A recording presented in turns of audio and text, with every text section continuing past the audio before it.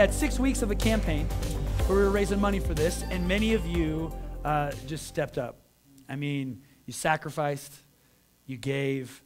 Gary kind of led the charge. He came up and told that he was trying to be creative on how they could give him and his wife, and they sold a car in order to be able to sacrifice and give to the building. And I had somebody come up and tell me that they're selling a guitar in order to sacrifice and give for the building, a really nice guitar that he owns. And somebody sold some stocks in order to invest in the kingdom. People are and did sacrifice and give from a heart where God told them to give. And it is so much fun. So we just want to take a moment and celebrate what he did through all of us. And so I said this, I gave you this number last week, but since we started the church in 2020, we've raised money to do what we did so far. And so we asked everybody to give kind of, and then in August, we had you stop. But so for 3 years, September to August, we raised as a community $116,000, which is amazing. I gave you that number last week. But that's incredible. So it took us 3 years to raise $116,000, almost $17,000 as a community, which again is fantastic. But in August, we said, hey, stop, because we got matching funds. And so we want to kind of unite and do this together, and so we're going to do a big campaign, and that's what we were doing for the last 6 weeks. And so on Sunday, we received our big offering, and we started in August. Our leaders came and did a little bit, and so it's been amazing. Again, like I said, people sacrificed, and I was talking to a family who doesn't have very much, but they said, you know what, we found in our budget $100. We're going to give $100 to what God is doing, and that was a huge sacrifice for them. Little kids giving a little bit of an offering for them. Teenagers coming up and taking out of their allowance or their jobs what they have. One of our teenagers gave $50, which is a big, big deal to them at this time. But I want to encourage you a little bit, because I know a lot of us are waiting for something in our life. We're waiting for a miracle. We're waiting for something. And let me tell you, it's not going to happen the way that you probably think it's going to happen. God's going to show up in a different way than you think he should. And when we're starting this campaign, we're like, I don't know where it's going to come from. Maybe here, maybe here. I don't know how it's going to happen. One of our teenagers gave one of our biggest gifts. A teenager gave a $10,000 gift. Leading the charge, saying, okay, I'm going to give to the next generation. I'm going to sacrifice. And it just, man, the heart just brings Angie and I to tears of all of you. Those are a few stories of many of you who sacrificed and gave 10,000 and gave 5,000 and gave 3, 2, 1, 500, 300. It's not about an amount. It's about God doing something in your heart and you partnering with God. And so I'm building suspense in how much the number is. So in 2 months, in August till Sunday, we raised as a community, you ready for it? $96,000 and $896. And the cool thing about it wasn't one big gift. There was over 50 gifts that contributed to that. And it's amazing. Again, we got matching funds. So they gave them to us in $25,000 increments. So we have another $3,000 to go in order to reach our final $100,000. And it's just amazing what God can do. And I was able to give this number to a few of our pastor friends we hung out with this weekend. And they were just blown away. Like, wow, really? That a church your size, a church your year old, it's not an established church, like the church, and on top of that, a recovery church, and on top of that, a food bank church, and on top of all the stuff we're doing, man, God is doing amazing things, and it's because of us, not because of any one individual, but it's because of us coming together and sacrificing, and we're going to see what God gets to do, and that is reason to celebrate. That is reason to celebrate.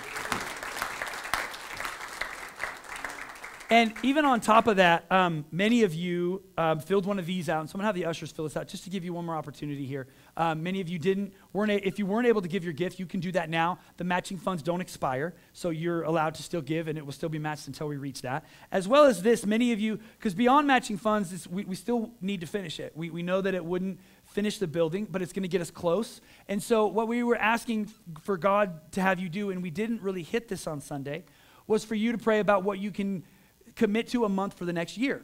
And if God puts it on your heart, great. I want you to fill this out, put this in the bucket or in that thing back there, or give it to one of the ushers later or whatever. If God puts it on your heart to partner with us for the next year so we can see this done. And we believe God's going to do something amazing in our lives, but also in this community. And we don't know what it looks like for the future, but we did order, this is super not exciting, but we did order HVAC for the new space, which, all right, you don't care about it, but when it's cold, you care about it, and when it's hot, we all care about it. So we did order HVAC, and that we had to move the furnace from that closet to back here. We did that already. That was done this week, so now there's a furnace in that room, and lots of stuff has to happen, but it's still going really good. And so we were able to commit to the HVAC and even more. And so we'll see what God does in these next few months and how God's going to provide for your family, but how he's going to provide for this house. And so it's an amazing celebration that we get to do together. And how many of you know in your life it's good to celebrate? It's good to celebrate where you're at. It's good to have some fun. I didn't grow up like celebrating parties. We went on my birthday. I got to choose where I went out to dinner, and that was always fun. And we had get-togethers a little bit. But then I married into the Wheeler family, and they know how to celebrate. They know how to celebrate. It's like, you got a new T-shirt? Let's celebrate. You got a student of the week? Oh, we're celebrating. We're going out on a weekend. Like, we're celebrating. We're doing big stuff. And let's just think about birthdays. They are not a day. They get a week or a month or a year. My birthday is this month, and we celebrated a couple weeks ago. And we're 6 months apart. Well, 2 years and 6 months apart. But after my birthday's over, she's like, okay, now we're celebrating my birthday.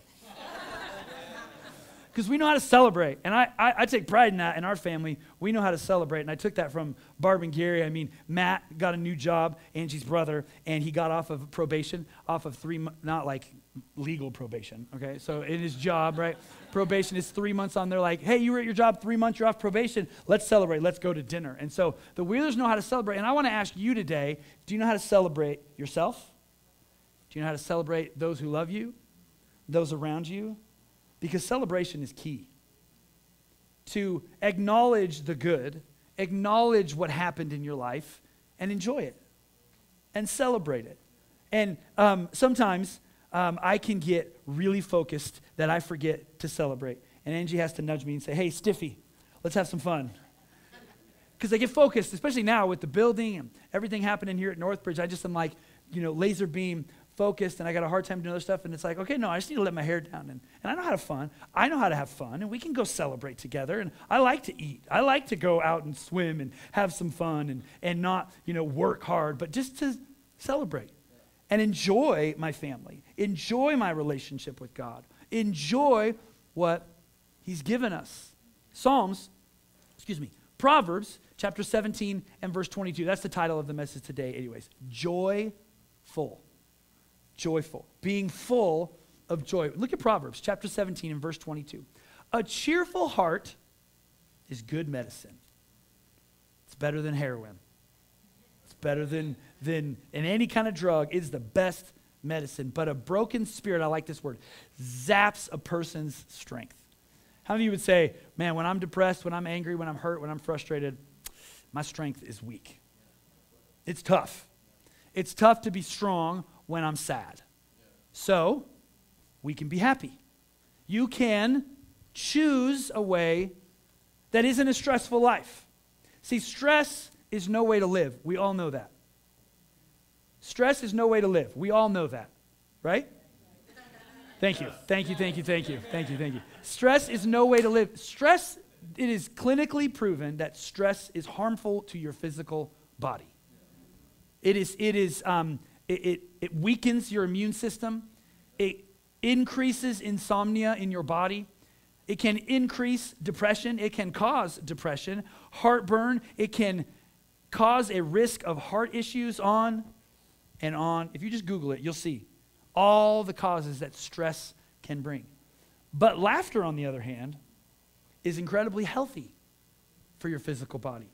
Laughter, it boosts your immune system. It triggers the release of an endorphin in your body that will healthily grow it. It protects the heart. It burns calories, baby. No more going to the gym. Go to a comedy show, right? No. Some anyways, right? It'll lighten anger's heavy load on your body.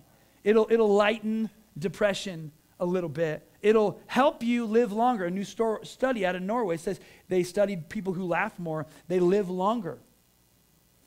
How often do you laugh? How often do you have fun? How often is joy experienced in your home? Celebration can increase joy.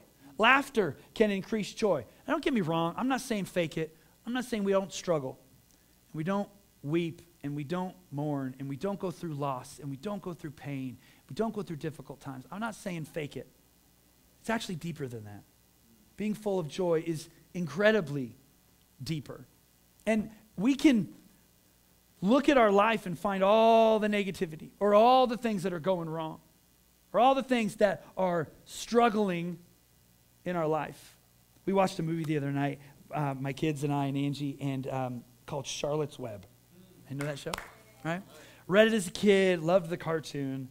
But Wilbur, the pig, the pig has this great outlook on life. He has this great, could be naive, but I just think it's genuine, fun spirit outlook at life. And so there was a fun clip I wanted you to watch. So check this out.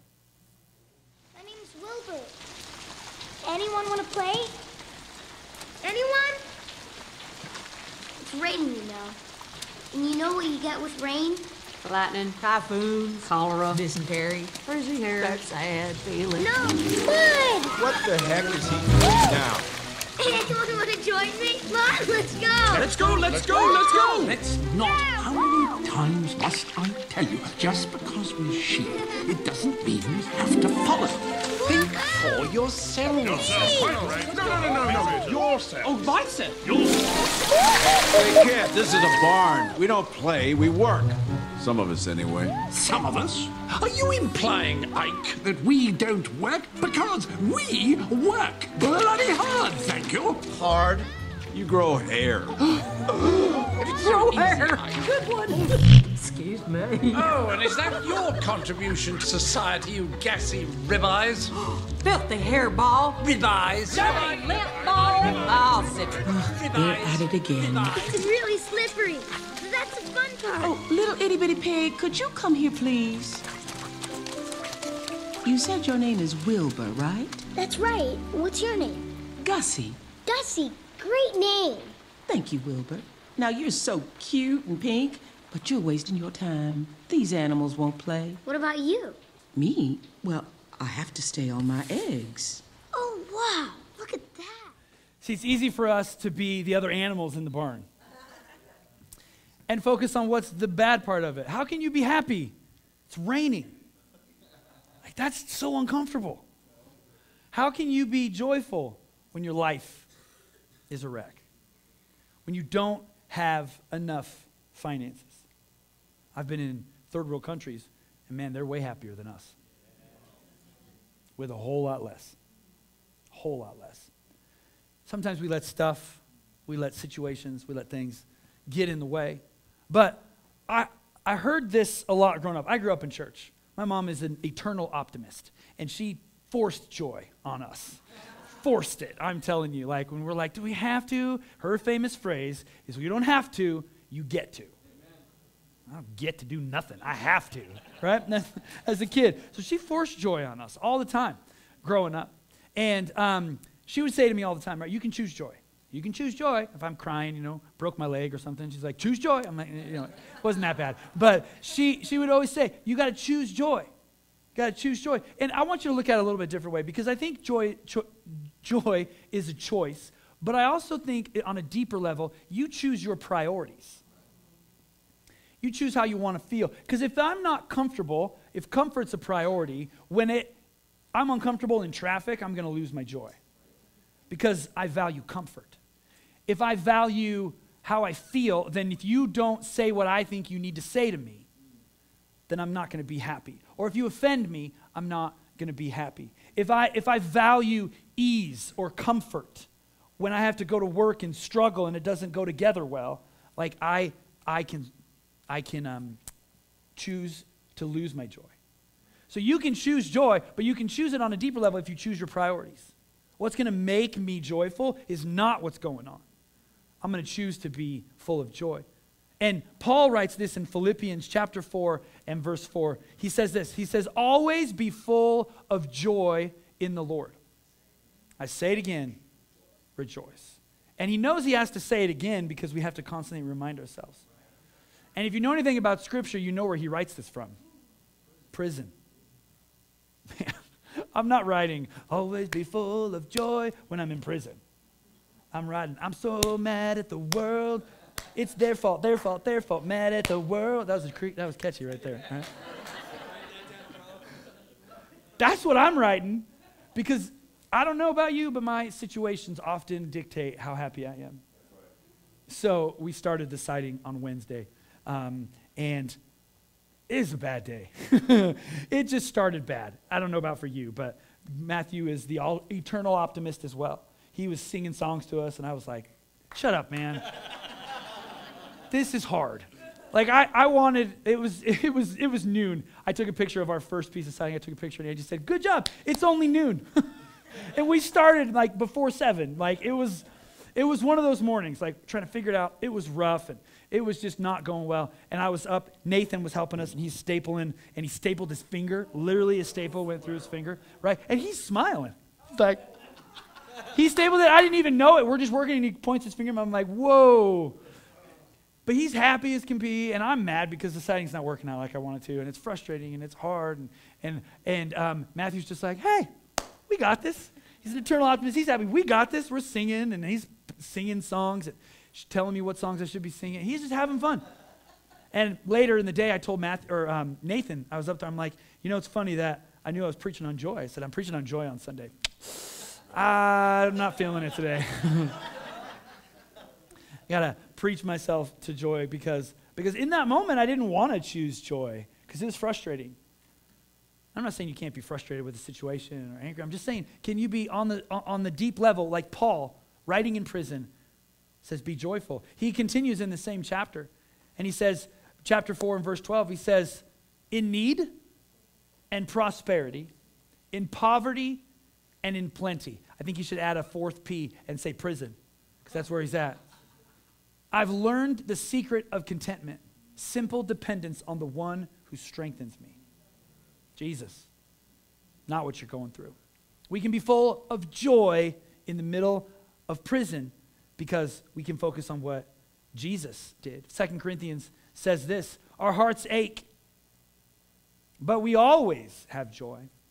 We are poor, but we give spiritual riches to others. We own nothing, yet we have everything. It's not about how much you have. It's not about how much you don't have. It's about what Jesus did. I love this picture in Habakkuk, and every time I read this, I think of you, CJ, because you're a farmer. And this might speak to you. You've probably read this as a farmer. You've probably read them all. But Habakkuk chapter 3 and verse 17. Even though the fig trees have no blossoms, and there are no grapes on the vines, even though the olive crops fail, and the fields lie empty and barren. Oh, and there's more. Even though the flocks die in the fields, and the cattle barns are empty. His next word is incredibly powerful. Yet. Even though your bank account is at 0 or less than, even though your relationships are rough, even though the court case looks incredibly bleak, you don't know how you're going to get your kids back. You don't know how you're ever going to break this addiction. You can change it with a perspective, and it starts with this word, yet. Yet, and the scripture goes on and says, I will rejoice in the Lord. Even though the crops aren't what they should have been this year, or wanted them to be. Even though the raise wasn't what I wanted it to be. Even though the career I'm in isn't what I expected it to be. Maybe the family isn't what I thought it was going to be. Yet, I will rejoice in the Lord. I will be joyful in the God of my salvation. Because the sovereign Lord is my strength, not what I'm going through, not what I'm facing. And so, I will celebrate. I will have joy. I will have peace. I will be full of joy because of what he did. 3 thoughts I want to leave you with to help you be full of joy or joyful. Number one, we got to make an intent to focus on joy. We got to focus on joy. We got to make it happen in our lives on purpose. We got to wake up every morning and say, I'm going to choose joy. This is the day that the Lord has made. I will rejoice in it and be glad. Wake up every morning and put that scripture on your mirror, right beside your bed, something that says, I'm going to choose joy today. I'm going to choose it. Psalms 30 and verse 5, weeping may last through the night, but joy comes in the morning or with the morning. You can choose joy every morning. One of the preachers I listen to and look up to, he says this, joy is a focus before it's a feeling. Joy is a focus before it's a feeling. You can make a choice every morning to say, okay, no matter what comes my way, I'm going to live in joy. And Angie and I have worked really hard at making our home a joyful home. And so we try to have fun at the dumbest things that we can. We laugh at each other a lot. They laugh at Dad all the time. They laugh at Mom. We laugh at the kids. And we try to make bedtime really, really fun. And so we chase each other up the steps, and almost nightly somebody gets hurt to tears, draw blood, sprain ankles. Like, we're trying to have a whole lot of fun, and we joke with each other. We're really careful about what we watch. We're really careful about what we listen to and what we read. We watch a trailer and we're like, that feels a little dark. We probably don't want to watch that because we want joy in our home. We focus on it. We work at it, and you're going to have to work at it.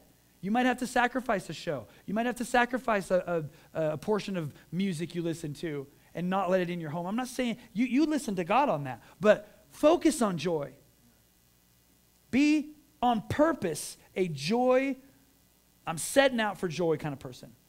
I'm gonna encourage you to have the Wilbur spirit on you today. Go home and be like Wilbur. Focus on joy in your life. Number 2, laugh. When was the last time you laughed? When was the last time you laughed at yourself or you just had a good laugh? Like Google comedy guys. There's great, clean comics out there that are just hilarious. It'll make you laugh. Laugh at yourself. Laugh at your mistakes. Laugh at me. I mean, go home and laugh at me. That's fine. Like, I'm fine with it. I want you to have some joy in your home. There's a Psalms written by the prophet Ezra. They come out of captivity in Babylon. And it speaks to the fact that your laughter is contagious. When you laugh, it has an effect on your home. Look at Psalms 126 and verse 2. Actually, 1 through 3. When the Lord brought back his exiles to Jerusalem, it was like a dream. We were filled with laughter and we sang for joy. All the other nations said, what amazing things the Lord has done for them. And they're like, yep, the Lord has done amazing things for us. What joy. People will see your life and see that you're happy and say, I want what they got. What is that? I want what they got. Angie showed you a America's Funniest video clip, and there's another one I like, and Lexi's in cheerleading, and so this is exciting for me to have you watch this because this is what's going to happen to Lexi. And Bodie is watching Lexi and how she's doing, and so he's trying to learn all her routines, and he's trying to steal the show from her. So like the sister stole the show on the first one, this is probably a little brother stealing the show from her sister in a dance that she had learned. Check this out.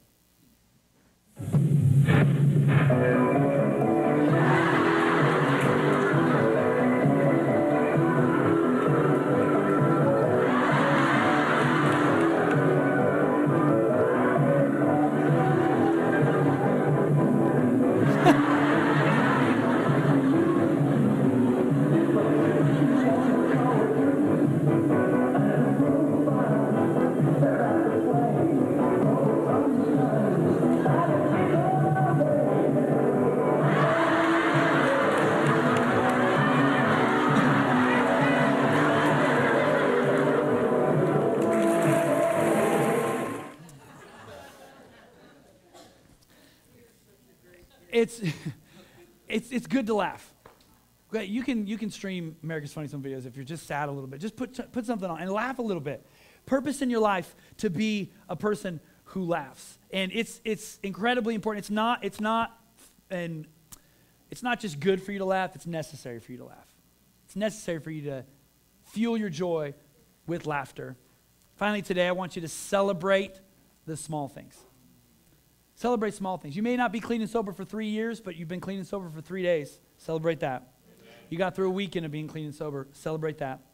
You didn't go to the gym today, but you put your shoes on. Celebrate something. Right? You didn't eat the whole gallon, you ate half. Celebrate something. Okay? Something. Find something in your life today. When you leave here, find something to celebrate. On the way home, I want you to say, what are we going to celebrate today? Something. Go Eagles. The Seahawks, don't celebrate the Seahawks because I don't even know who we're playing today. They're playing the Bengals. They played this morning. I don't know. Okay, don't say the score for the Bengals, right? It's just going to be a rough one there. I don't think we're celebrating that one. But celebrate the small wins in your life.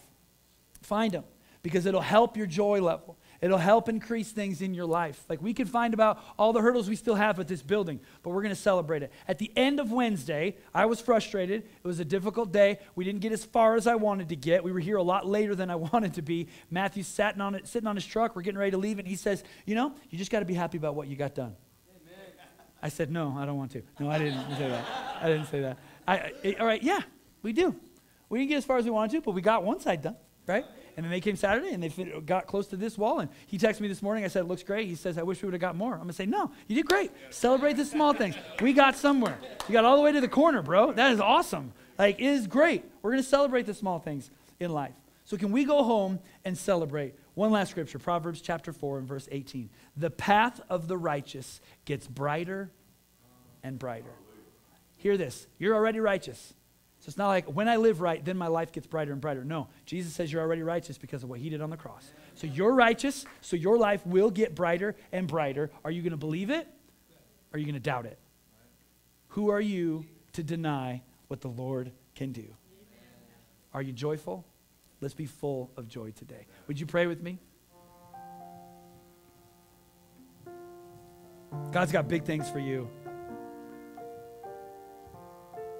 And I know that that's really easy for somebody to say on a stage. But I want you to hear in your heart today, straight from the mouth of God to your heart. He uses people. And I believe God is speaking to somebody today and says, he's got big plans for you.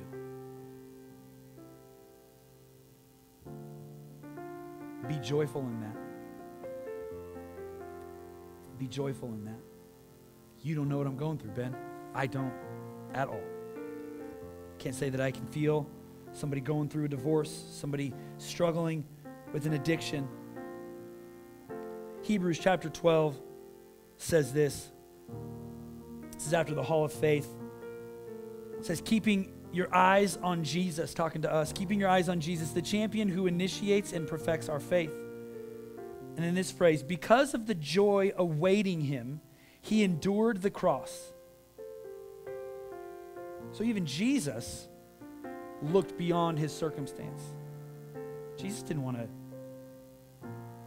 go through that. He even toiled with God and said, God, if I don't have to do this, please don't make me. But he said, no, I'm going to do it. But because of the joy awaiting him, Jesus knew what was coming. He endured the cross, disregarding his shame. Now he's seated in the right place of honor beside God's throne. Think of all the hostility he endured from sinful people. Then you won't become weary and give up. Think of what Jesus went through, and he went through it for you and me. Then you won't get weary and give up. He's got big things for you. Don't give up on your journey of sobriety. It's difficult. I get it. It's hard. No one said it was easy. Who cares if you regressed? Who cares if you went back out? Come back. Do it again. Fill your life with joy. Fill your life with his peace. Fill your life with his presence and the relationships with people. Get a sponsor. Do what you need to do if you're struggling in your sobriety. If you're struggling with some kind of addiction, men, with pornography. Don't let the enemy lie to you and say, you can't get over it. Wives, don't buy the enemy lie that say, you'll never be happy. You'll never be the mom you should be. Don't buy those lies. Say, in Jesus, I am more than enough. And realize that you have enough on the inside of you. God's our